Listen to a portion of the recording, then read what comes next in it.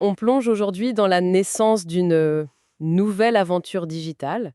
Imaginez un peu l'effervescence des débuts, hein, une vision créative qui cherche à se frayer un chemin, Mhm. soutenue par une ambition technique quand même assez affirmée. C'est ce moment un peu particulier où tout semble possible. C'est exactement ça. Et notre exploration aujourd'hui nous mène vers une structure qui incarne bien cette énergie. Hostfully Services. Hostfully Services. Voilà. Une agence digitale, toute jeune, dont la promesse, en gros, c'est de donner vie aux idées, de les transformer en expériences en ligne qui marquent, quoi.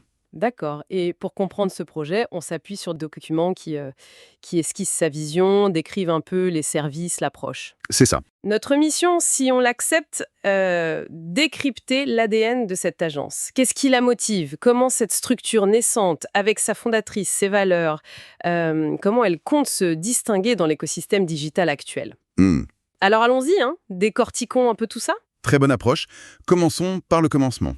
La genèse. L'étincelle initiale, si on veut. Les sources nous parlent d'une volonté fondamentale qui anime Hostfully Services. Mais c'est là que ça devient intéressant, je trouve. L'agence affirme vouloir réconcilier des concepts qu'on perçoit souvent comme opposés dans le digital. Ah oui, lesquels par exemple? Le fond et la forme, la stratégie et le design, ou encore l'audace créative et la rigueur d'exécution. Ce n'est pas juste une question d'esthétique d'un côté et de fonctionnalité de l'autre, prise isolément. C'est un vrai défi permanent, cet équilibre. On voit tellement de projets qui penchent trop d'un côté, non? Soit hyper créatifs, mais... Mais techniquement fragile ou stratégiquement flou. Exactement.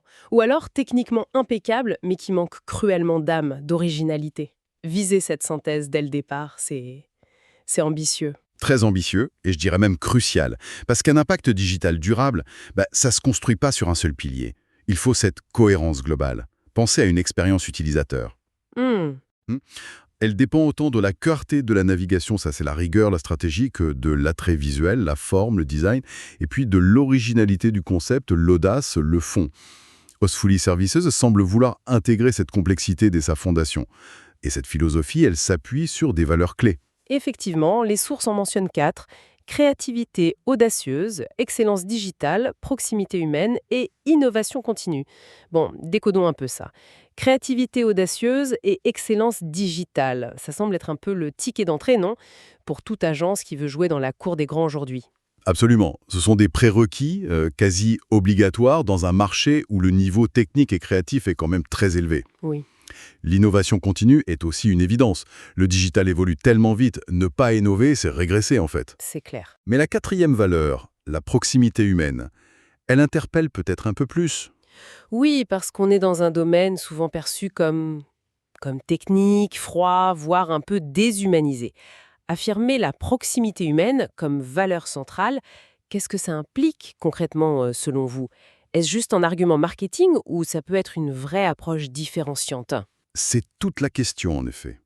Si ce n'est qu'un slogan affiché sur le site, bon, l'effet sera limité. Bien sûr. Mais si cette valeur infuse réellement la manière de travailler, là, ça peut changer beaucoup de choses. Ça suggère une écoute attentive des besoins du client, une collaboration étroite tout au long du projet, Une disponibilité. une disponibilité, peut-être une plus grande transparence dans les processus. Dans un monde où beaucoup d'interactions sont automatisées, où on peut parfois se sentir comme un simple numéro de dossier, cultiver une relation humaine forte, ça peut devenir un avantage concurrentiel majeur. Surtout pour des petites structures, des TPE-PME ou des porteurs de projets qui confient parfois toute leur présence en ligne à une agence. Ils cherchent un partenaire de confiance, pas juste un prestataire technique. Exactement. Mais maintenir cette proximité, est-ce que ce n'est pas un défi énorme si l'agence grandit? Comment on fait pour scaler la proximité humaine? Ah, c'est le défi. Maintenir cette culture à mesure que l'équipe s'agrandit, que le nombre de projets augmente, ça demande des processus spécifiques, c'est sûr. Peut-être des chefs de projet dédiés avec un nombre limité de clients. Oui, Des outils de communication qui favorisent l'échange personnalisé. Et surtout, un recrutement qui soit aussi axé sur ses qualités relationnelles. C'est un engagement organisationnel fort. Les sources ne détaillent pas comment ils comptent le faire, soyons clairs. non. Mais le fait de l'afficher comme valeur clé, c'est déjà un signal intéressant. Intéressant, en effet. Et qui incarne cette vision et ces valeurs? Parlons un peu de la fondatrice. Son parcours semble assez riche. Oui, les informations qu'on a dessinent un profil international et Assez polyvalent. D'abord, le bagage académique. Alors, un Master of Science, un MSc en Marketing and Brand Management, de Kingston University à Londres, C'est ça. précédé d'un Bachelor of Science, BSc, en Marketing de Southampton Solent University. Ces formations britanniques, elles sont souvent réputées pour leur approche assez pragmatique, orientée business. Mhm. Le fait d'avoir fait ces deux cursus, ça suggère une base solide en stratégie marketing, en gestion de marque, et avec une perspective internationale en plus, c'est déjà un atout, je trouve. Tout à fait. Et ces diplômes sont complétés par 3 années d'expérience pro, décrites comme étant marketing et marketing digital. Bon, ça c'est le cœur de métier, on s'y attend. Logique. Mais là où ça devient plus singulier, c'est l'ajout de missions en ressources humaines, en RH, et en finance. Ah oui, RH et finance. Ça sort un peu des sentiers battus pour une fondatrice d'agence digitale axée créa et technique. Comment on peut interpréter cette combinaison? Simple curiosité intellectuelle ou il y a un vrai atout stratégique derrière? Je pencherais plutôt pour un atout stratégique potentiel. Si on connecte un peu ces points, cette diversité d'expériences, ça suggère une compréhension beaucoup plus large des enjeux d'une entreprise cliente. C'est-à-dire?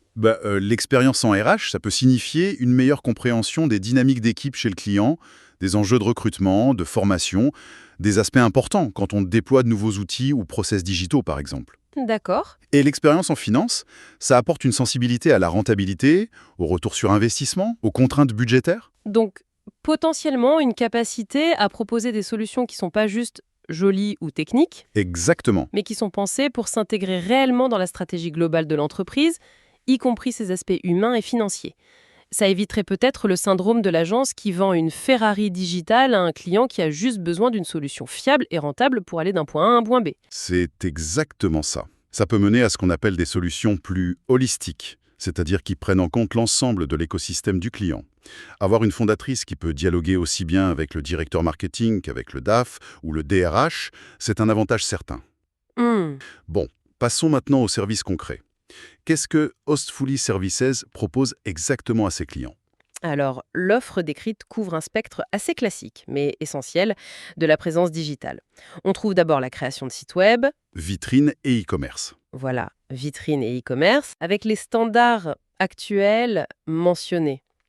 Site moderne, responsive, Indispensable. Oui, c'est-à-dire qui s'adapte à la taille de l'écran, ordi, tablette, smartphone, ce qui est juste la base aujourd'hui, et optimisé pour le SEO, le référencement naturel sur les moteurs de recherche. Mhm. Réussir un bon SEO, d'ailleurs, ça demande plus qu'une simple optimisation technique au lancement, c'est un travail de longue haleine. Absolument. Autre service mentionné, le branding et la création d'identité visuelle.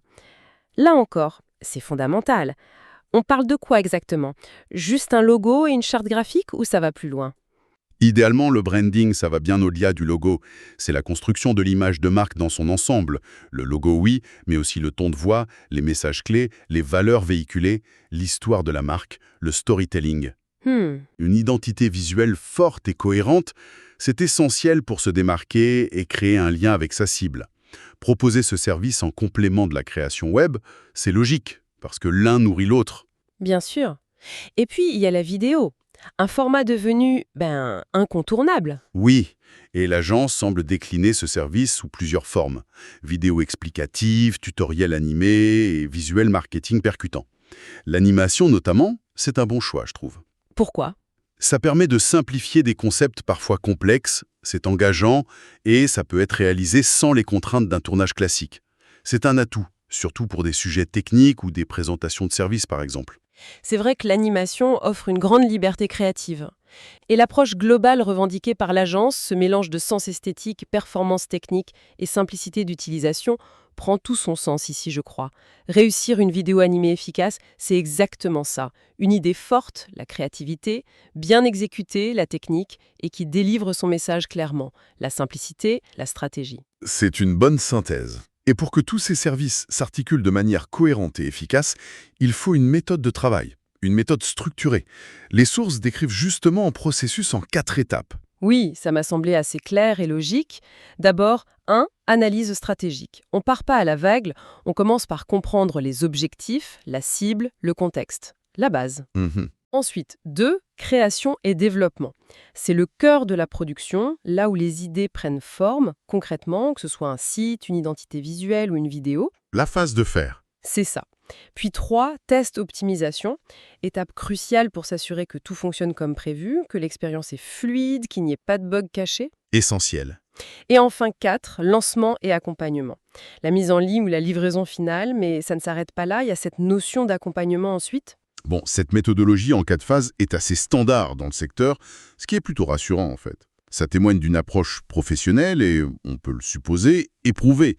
Chaque étape a son importance et ses pièges potentiels. Comme quoi par exemple? L'analyse stratégique initiale, par exemple. Si elle est bâclée, si on comprend mal les vrais besoins du client, tout le projet risque d'être à côté de la plaque. Oui, c'est la fondation. Et la phase de création et développement, c'est souvent là que le fameux scope creep peut arriver, non? Ah oui, le dérapage du périmètre. Le client qui demande des modifs ou des ajouts pas prévus au départ. Et paf, ça fait déraper le planning et le budget.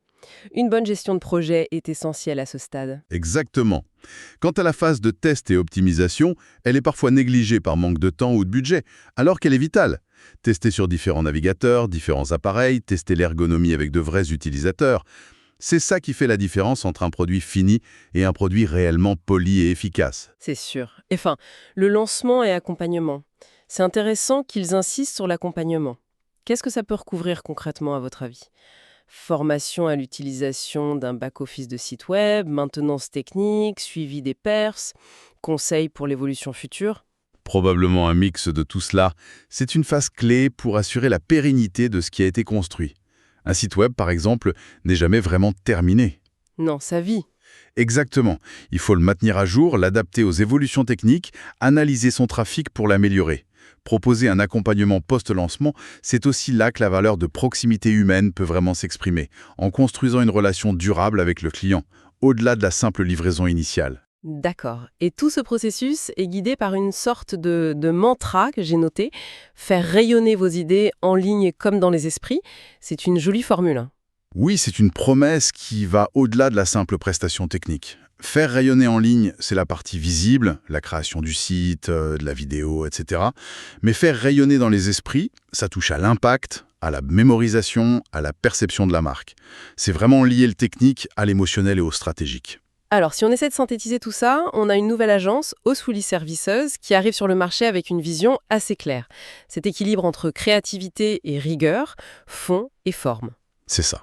Elle s'appuie sur des valeurs comme l'excellence digitale, l'innovation, mais met un accent particulier sur l'audace créative et surtout cette fameuse proximité humaine. On a aussi une fondatrice au parcours international, avec une base solide en marketing et branding, mais enrichie par des expériences plus atypiques en RH et finance. Ce qui lui donne potentiellement une vision business à 360 degrés. Exactement. L'offre de services couvre les essentiels du digital. Web, branding, vidéo.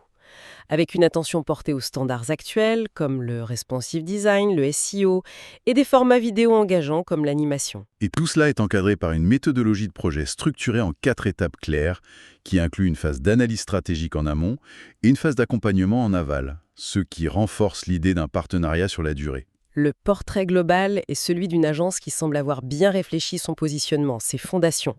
Le slogan final le résume d'ailleurs assez bien, Osfully Services, là où vos idées prennent vie. Pour ceux qui voudraient creuser davantage, les sources indiquent le site web www.ostfullyservices.com. C'est un tableau cohérent et qui, sur le papier, semble prometteur. Mais ça nous amène à une réflexion un peu plus large, une question importante en fait. Oui. Comment une jeune agence comme celle-ci peut-elle réellement tirer son épingle du jeu et prospérer durablement dans un marché digital aussi concurrentiel, voire saturé par endroits? C'est la question à 1 million, ça. Avoir une belle vitrine, une belle promesse, c'est bien, mais comment transformer l'essai sur le long terme? Précisément. La maîtrise technique, l'excellence digitale, même si elle est indispensable, elle tend à devenir une commodité. Beaucoup d'agences sont techniquement compétentes aujourd'hui. C'est vrai. Est-ce que la différenciation se joue alors ailleurs, peut-être justement sur ces aspects plus humains ou stratégiques dont on parlait? Comment Osfully Services va-t-elle prouver concrètement que sa proximité humaine n'est pas juste un mot, mais une réalité vécue par ses clients? Comment va-t-elle démontrer que la vision holistique de sa fondatrice se traduit par des résultats supérieurs pour ses clients? Et comment maintenir cet équilibre délicat entre l'audace créative, qui demande quand même de prendre des risques, et la rigueur, qui assure la fiabilité et la satisfaction client? Trop d'audace peut effrayer ou mener à des échecs. C'est clair. Trop de rigueur peut conduire à des solutions un peu fades, sans impact réel. C'est un numéro d'équilibriste permanent.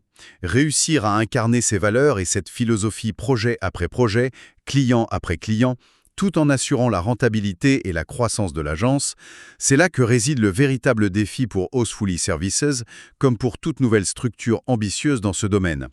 La question, au fond, n'est pas seulement que propose-t-il, mais comment vont-ils le faire de manière unique et surtout durable? Une interrogation qui résonne pour quiconque navigue dans le paysage digital actuel, que l'on soit côté agence ou côté client d'ailleurs.